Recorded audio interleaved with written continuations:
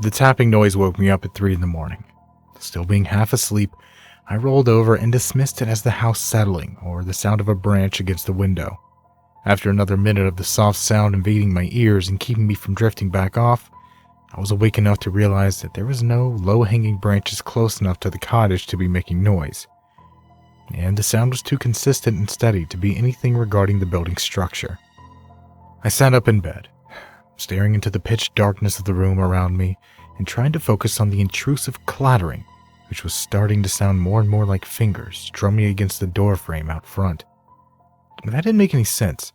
My rental cottage was in the middle of the woods and was a quarter mile from the nearest road.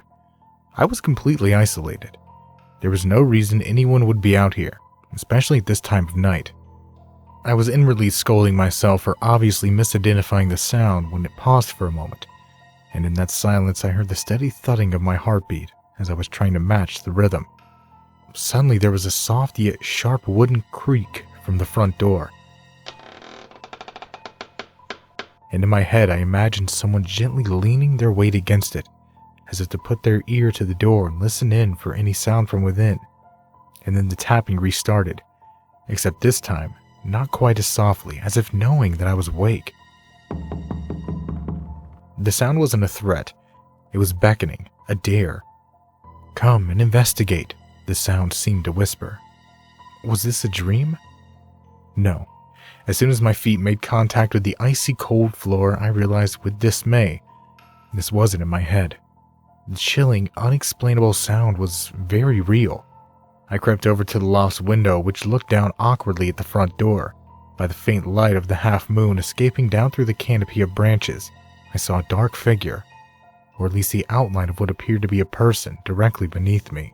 I stared down at it for several seconds in shock and alarm, and the beginnings of anger.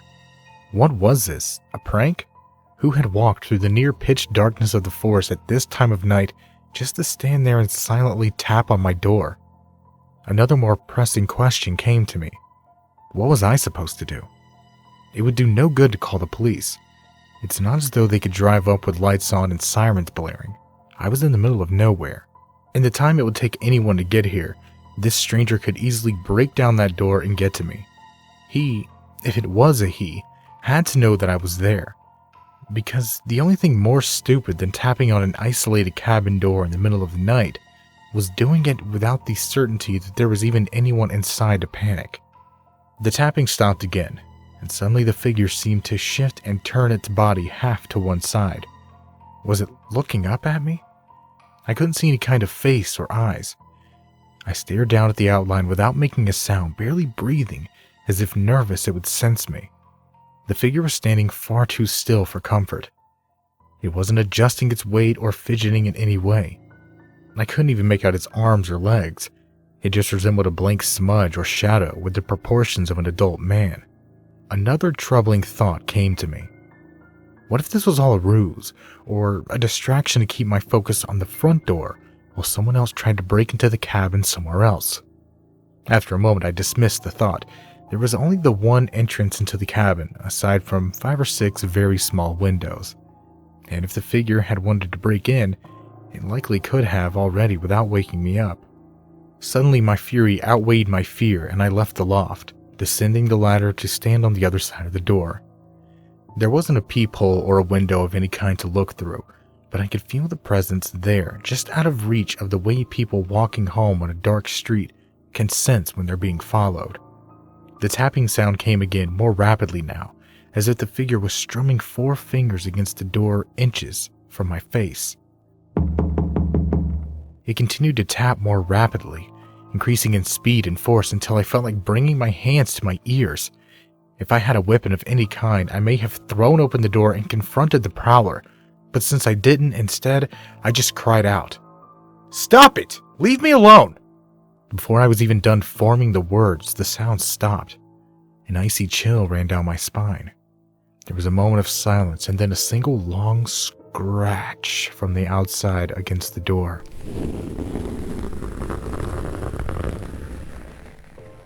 And then there was nothing.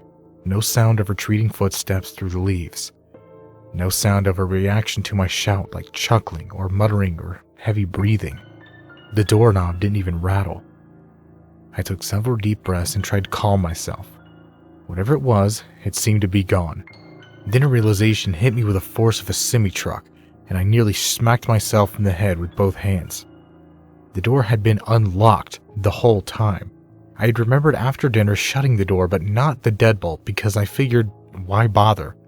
There was nobody around for miles. I locked the deadbolt immediately, and the sound reverberated around the house like a thunderclap. I shot back up the ladder up into the loft and looked down through the window at the door. There was no dark figure standing there any longer. Peeking through the other windows, I scanned the perimeter but couldn't spot the mysterious dark shape watching me from anywhere within the nearby trees. Shaken and upset, I tried to return to bed, but sleep didn't relieve me of my troubled mind until the sun began to peek in between my curtains and announce the start of a new day. I had rented the rustic little 3-room house with the loft bedroom at a very moderate price, because there was a small amount of hiking required to get there. I had planned to escape society for a few days, simply wanting to visit a quiet, isolated spot where I could read my favorite books and listen to my music while I painted, in absolute peace. I had met the landlord upon arrival, who owned the property but lived several miles away and rarely visited the cabin himself except for routine maintenance. He was an older man, somewhere I would guess to be in his late 60s with thick glasses and an untidy gray beard. He had a limp that he explained was a result of a motorcycle crash in his youth that has caused permanent damage to his knee, and hence why he didn't come up to the cabin often. He was actually trying to sell it and the surrounding land, but realistically it was too impractical for anyone to live in full time, and the upkeep alone would cost a tidy sum. Once he was finished explaining how to operate the gas lamps and showing me where the emergency flashlights were kept, he was on his way out the door when he had stopped and turned around to face me. You read the disclaimer in the rental agreement, correct? I nodded as recalled. Yes, I remember it. In case of any odd sounds in the night, don't venture outdoors, but remain inside. I figured that was his way of assuring his safety against a potential lawsuit in case some drunken idiot ran off chasing a bear in the middle of the night and the bear ended up mauling him. So I hadn't thought about the disclaimer or what he had said next very hard. Anything you hear coming from outside at night is harmless. Just ignore it and it will eventually leave. At the time, I had politely nodded and gone back to stocking the pantry. But as I stared at the long scratch on the outside of my door the following morning, I found myself wondering if he had meant more than just a potential wandering bear. The scratch was long and deep, and appeared to have been made by some kind of sharp tool. There was no way a human fingernail could make a mark like that. As I took a picture of it on my phone, another chilling thought came to me. What if it had been some kind of claw? I walked through the woods a bit in the direction I had left my car until my cell phone had a signal. I sent the picture via text message to the landlord and then called him. He answered on the first ring. What did you say to it? He asked immediately without even saying hello. What? I was caught off guard. I didn't say anything to anyone. The noise at the door last night. You didn't ignore it. It wasn't a question. I was so surprised that he seemed already familiar with what I was about to explain to him that for a moment I couldn't even form a coherent sentence. I went to the door and shouted for whoever was there to leave. I heard his sudden intake of breath. Did you open the door? No. My voice was starting to sound very defensive. It's going to come back tonight. Listen to me. You can't acknowledge it again. It will be louder tonight, more aggressive, but it can't get in. So just put in earplugs or something and ignore it. 1,000 questions raced through my head, and I finally decided on, what is it? Look, would you rather leave? I can refund you for your remaining few nights. I'm not sure if my brain was trying to make logical sense of everything or my defensive nature was taking over, but I suddenly felt like he was trying to pull some kind of scam on me, to scare me out of the cabin and then make an excuse about how a verbal agreement wasn't sufficient for a refund based on an early departure. What? No, I'm not leaving. What is this thing you're talking about? There was a long pause, and finally he replied. I'm not sure. Listen to me. It can't get in. As long as you don't acknowledge it, nothing will happen. I suddenly felt very exposed and alone out there in the woods. even in broad daylight. I started glancing around myself in every direction, as if some shadowy, faceless form might be creeping up on me. Is this some kind of prank? Is there some hermit living out here that I should know about? There was another pause. This time it was longer. The thing that was at the door last night isn't something that can be explained. The best I can tell you is that it doesn't get intimidated, and you can't hurt it. It's patient, and will try to coax you into opening the door. But as long as you just ignore it, remain calm, listen to music, hell, take a sleeping pill and sleep right through it, it will eventually give up. It ran off pretty quick when I told it to. How about I just sit outside the night and chase it off when it comes back? The man was quiet for a full 10 seconds. Please don't try that. The genuine worry in his voice made my stomach drop. He started talking again, this time very rapidly. It's out of my hands. If you want to leave, I'll refund you your money. But if you stay, just remember what I told you. I can't be involved. What the... He hung up. Upon returning to the cabin, I examined the scratch again. It definitely had not been there when I checked in, which meant that this thing was physical, tangible, and able to be stopped, but I couldn't shake the very real sound of fear I heard in that man's voice. Instead of spending my day relaxing and enjoying myself, I spent the daylight hours preparing for another night of confrontation with this thing. I hiked back to my car and returned to the cabin with a tire iron, a rectangular wooden stool, and a very large hunting knife. Once I had returned to the cabin, I shut the door, locked it, shoved the armchair in front of it, and then used every blanket and towel available to cover the windows. I sat on the couch and over the course of a couple hours, used the knife to carve the full alphabet into the seat of the wooden stool. Then I used a black pen to shade in the letters and make them slightly more visible. By the time night fell, I had finished. I grabbed a shot glass from the cabinet, placed it on the stool, and then proceeded to place the stool directly in front of me as I sat in the middle of the floor facing the door, the tire iron just out of reach. After several hours of silence, I curled up on the couch with one of the gas lamps burning low and dozed.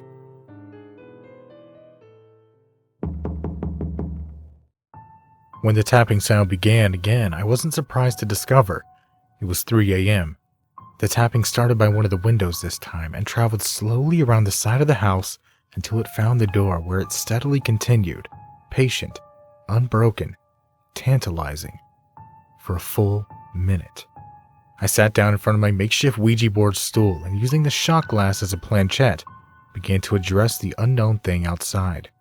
If nothing happened, then it was clearly some prowler playing a prank, and I would open the door and bludgeon the hoodlum a few times with a tire iron. But if something did happen... "Is there a presence here with me?" I spoke aloud to the Ouija board, looking down at it and ignoring the door. The tapping on the door immediately stopped. I continued speaking aloud. "If there is a presence here, then come forth and make yourself known." The shot glass in my fingertips suddenly scooted across the stool and landed upon the O carved marking. It continued across the board, spelling out the command, "Open the door." I suddenly found it difficult to breathe. My eyes darted back and forth between the shot glass and the door, where from outside no more sounds were to be heard. My palms started to sweat as I creaked out another spoken question. "Can you prove to me that you are the entity at the door?" The shot glass moved again. Yes. The tapping sound came again from the other side of the door, this time very loud, aggressive, and demanding. The doorknob rattled, the shot glass danced across the stool's surface. "Open the door." "What is it you want?" "To be inside." "You can't come inside. I won't let you in." "I will find a way." My heart was in my throat, and part of me just wanted to dart up that ladder and into the loft and hide under the blankets of the bed. I forced myself to focus. I was the one in control. I had to find a way to pacify whatever it was out there. "Please stop rattling the door." To my surprise, the noise ceased. I swallowed and took a deep breath. "Who are you?" Its response took me off guard. "Angry." "Why are you angry?" "I am not inside." "Why do you want to be inside of this cabin?" There was a long pause where the shot glass didn't move and no sound of any kind came from outside. Finally, the shot glass slid across the stool's surface so fast I could barely keep my fingers on it. It spelled out one word: Revenge. My mouth went dry. What does that mean? Opened the door. The pounding and scratching sounds began again from outside the door. This time it was the loudest they had ever been. I tried something new. What is your name? No name. Why don't you have a name? Opened the door. Suddenly an intense pounding began circling the cabin as if the creature was searching every inch of the outside looking for a weak spot. My spoken question came out like a squeak. What are you doing? We'll find a way in. You can't get in. I shook my head firmly, though I was reassuring myself more than challenging it. I can. The whole cabin suddenly felt like it was being shaken from its foundation, like the creature had crawled beneath the floor and was trying to find a way in from underneath. Stop it! I command you to leave! The vibrations from beneath the floor immediately stopped and everything went quiet again. Sweat was running down my face and my heart was pounding hard enough to crack my ribs. The shot glass suddenly moved again, without a question prompting it. You are afraid. No, I'm not. I answered a little too quickly, my defensive nature immediately springing forth. Your hands shake. Suddenly my panic overwhelmed my confusion, curiosity, skepticism, and rage. You fear me. Can you see me? I sounded more afraid than demanding. Yes. I suddenly noticed to my horror that one of the towels had slipped partially off a window, and half of the window pane was exposing the inside of the cabin to whatever was lurking outside. As faint as starlight as dawn, I could make out a single pale point of light reflecting in the darkness against the glow of the glass lamp. It was an eye. I wanted to leap forward and cover the window, but I was paralyzed with fright, not wanting to get any closer to the strange creature. My fingers still rested upon the shot glass as if they had been frozen upon it. I will return. I was no longer in control. It was telling me what it intended now, instead of responding to my questions and commands. The shot glass moved again. I will get in. With one final long scratch at the front door, all noise from outside stopped. The silence felt even more terrifying. I blew out the gas lamp, kicked over the Ouija board stool, and darted up the ladder into the loft. I lifted up the mattress and leaned it against the wall and cowered behind it, wrapped in sheets, gripping the hunting knife like a drowning man clings to driftwood. I didn't sleep a wink after that, and for the next several hours I prayed for daylight to arrive, and every small sound felt like the roar of some demonic creature hunting for me, getting closer every minute. When the dawn finally broke, I leapt down from the loft, grabbed my keys and phone, and hurled the furniture blocking the door out of the way. Without even bothering to collect my belongings or put on my shoes, I sprinted as hard as I could through the woods and down towards my car. When I finally reached the end of the path and stumbled, gasping for breath, into the small parking area, I nearly screamed. My car had been completely destroyed. All 4 tires were punctured, the windshield was caved in, and even the driver's side door had been torn off. Long scratches ran along both sides of the car, some so deep that they had cut clean through the metal. The trunk was gaping open like a yawning mouth, and when I peered inside, I almost vomited. There were several gutted and decapitated animals littered around the spare tire. Rabbits, raccoons, squirrels, even what looked to be a baby fox. I climbed inside the car to discover the upholstery had been torn to shreds and the steering wheel had been broken in 2. I even checked under the hood just to be thorough and discovered that the battery was missing and that the engine block was cracked. What could possibly have done all this? Could this thing I had encountered last night really have destroyed my car so methodically? If it had done so with such ease, why hadn't it simply torn off the cabin door and entered last night? Nothing was making sense. I pulled out my phone to call for help, but my heart sank when I discovered my battery was dead. There was no way to charge it in my car anymore, and the cabin didn't have electricity. I sank to my knees in utter hopelessness and for the first time noticed the words carved into the door on the passenger side. I will get in. I ran back to the cabin even faster than I had left it. Upon arriving, I noticed a second scratch, even longer and deeper than the first one on the outside of the door. I darted inside and slammed the door behind me. I had 2 options: barricade myself in the cabin or try to make my way down the mountain on foot. I had the whole day ahead of me after all. Maybe I can make it to the interstate before nightfall. But what if I couldn't? What if I got lost or got hurt or something else delayed me? I would be alone and vulnerable, wandering the woods in the pitch darkness. Would the thing hunt for me? But wait, did it want me, or did it simply want to get inside the cabin? If it wanted me, it could have gotten me already after all.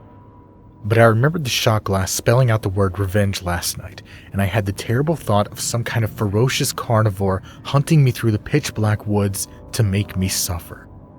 I made up my mind. I would stay the night and trust whatever was keeping this thing from entering the cabin would continue to do so.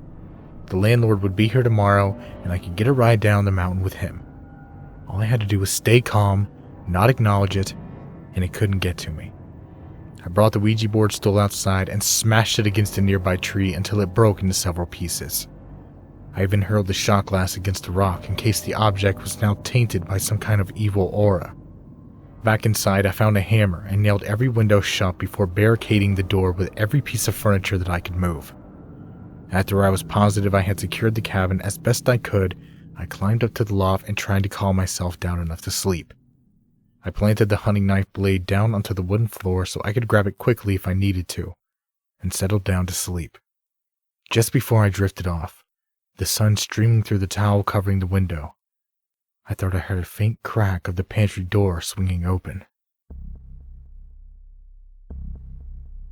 When I finally opened my eyes again, I found myself in near pitch darkness. I sprang off the mattress and peeked out of the window. The sun was nearly gone. I had slept through the entire day. Feeling a little foolish and not looking forward to spending the next several hours fully awake and alone in the dark, I lit the gas lamp in the loft and prepared to make my way down the ladder, but I never made it to the bottom. It was impossible. I felt like I had just been struck by a wall of freezing water, and I found myself unable to move.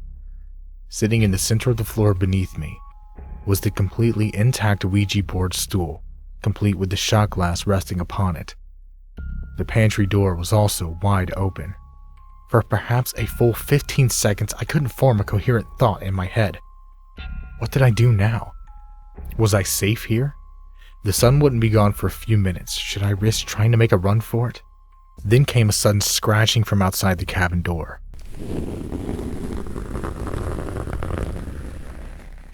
A loud, blood-chilling, ratchet scratching, which started at the door and traveled completely around the outside of the cabin until it completed its circle at the door again.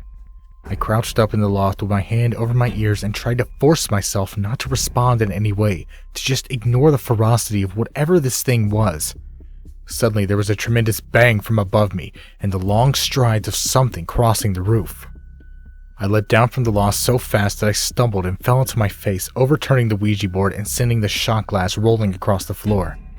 From the loft above, the flame in the gas lamp suddenly sputtered and weakened for no apparent reason, and I was thrown into the air near complete shadow, save for the silver of daylight leaking in through the curtain shields. I lay as still as a stone until the sounds from the roof ceased, and for a few moments there was an absence of all sound. The darkness and silence together felt like a chemical mixture which was reacting and scalding me like some kind of corrosive acid, and if I didn't escape, I was going to wither away and die in unimaginable pain. I stared at the door with my back to the open pantry, and suddenly had the feeling of being watched on all sides like a fish in a bowl or a mouse in a trap. I could feel more than hear the shifting in the dark directly behind me. Without knowing what else to do, I righted the Ouija board stool and placed the shot glass back on its surface carefully, as if it was the final piece on a chessboard. I placed my fingers on the shot glass and quietly whispered, "Is there something in here with me?" The glass immediately, yet slowly, traced the words, "Don't turn around." I suddenly felt like a train was bearing down on me from behind, and my heart sank about 6 feet beneath the floorboards. From the door in front of me came the familiar slow, teasing, tapping noise. Am I speaking with the same presence I spoke to last night? No. The glass moved slowly again, carefully, as if coaxing me to relax. Suddenly the shot glass nearly flew from my hands as it aggressively spelled out, "I am here as well." What in the hell was going on? I asked, my voice trembling. Is there more than one presence here with me? Yes. The glass carefully spelled out the word, then viciously, so hard across the surface it scratched the glass. 2 of us. There were two of them, one behind the door and one in the pantry. One was aggressive, the other was calm, and I was caught directly in between them. To the new spirit, what do you want from me? Do not open the door. I felt tears forming in my eyes. To the spirit from last night, what do you want from me? Let me in. I tried to force myself to think clearly, but the panic consumed me like a wildfire, burning any piece of my mind and rational thought to ash. To the new spirit, is the returning spirit after you? Yes. Why should I protect you then? I can protect you. The shot glass gave a violent tug across the stool that hurt my wrist as the invader spirit took over. No protection from me. I felt the cool, unseen force of the calmer presence guide my hands again to spell out, "It lies." The shot glass suddenly shot out from underneath my sweaty fingertips and started dancing across the surface on its own with the frenzy speed of a startled Mustang. The two spirits were engaged in some kind of battle of wills, both of them trying to get me to comply, but the glass was moving too fast for me to make out separate words. I only caught fragments of letter clusters. You betrayed me. Can no longer hide. The fire awaits. The shot glass suddenly broke into two pieces under the strain, but the larger piece kept streaking across the stool's surface, the broken glass gouging long scratches into the wood. I couldn't take it anymore.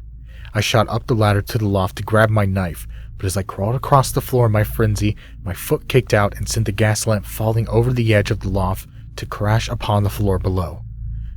I glanced down and saw that the carpet had been soaked through with kerosene, and a small pinprick-sized flame had erupted into a small inferno, claiming not only the carpet, but the couch and the curtains as its own. The Ouija board stool began to catch fire as well, and the broken shot glass continued to dart wildly across the wood, even as the letters were burned away into invisibility. I was coughing hard from the smoke that was collecting up by the roof. The fire extinguisher was out of my reach down by the bathroom door. The entire ground floor was ablaze. There was no escape for me at all unless... Could I break through the loft window? I would land right outside the front door, right on top of the creature beneath. I leaned out one more time over the loft railing and peered down into the burning cabin looking for an alternative. Standing in the middle of the room amongst the flames through the rising smoke, I could make out a tall, shadowy figure.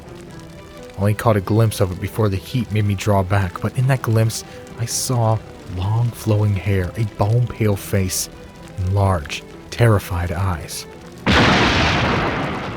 There was a tremendous crash from the front door, and I heard an ear-piercing scream so loud from below that it rattled every bone in my body, chilling my blood despite the intense heat. I wrapped my fist in one of my shirts, smashed through the glass window with one desperate blow, and used the knife to knock out the remaining jagged pieces. I leapt out into the night and landed hard on the ground in front of the door, cutting myself in several places and twisting my ankle, the knife biting deep into my palm and producing an agonizing scream of my own. I rolled over and looked up. Towering above me was a large, black mass. Its face was a black pit from which two diamond-shaped pale eyes peeked through strands of disheveled, slimy tufts of hair. The claws were as long as daggers and curved like crescent moons, and the figure crouched forward awkwardly, as if its back had broken and healed incorrectly. Instead of feet, I saw black, cloven hooves. Ignoring my injury, I leapt to my feet and sprinted as hard as I could through the dark and into the trees without looking back. I don't think the creature followed me because from behind, I continued to hear the steady pounding and clawing upon the door until it gave way, and the screams of some poor soul who, unlike me, was unable to escape the cabin.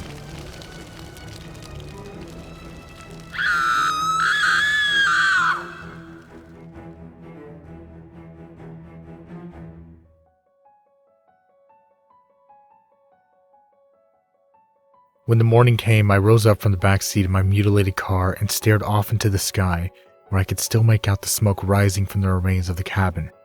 I carefully limped out of the car, my hand bandaged with my shirt, my numerous cuts stinging fiercely thanks to my sticky, sweaty skin. I made my way halfway down the dirt road before the landlord came driving up his truck.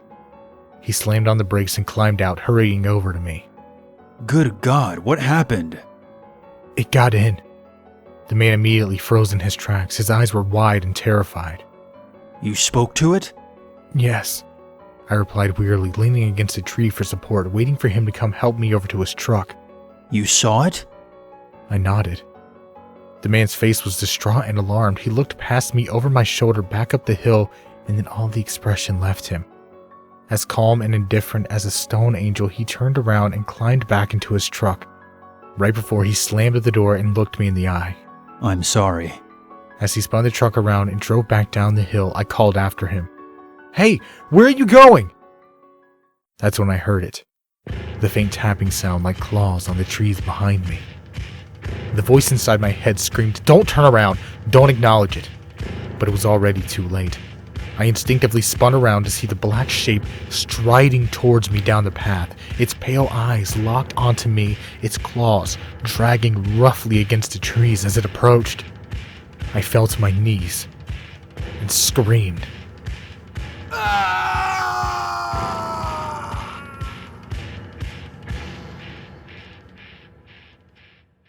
There's always a reason to be afraid.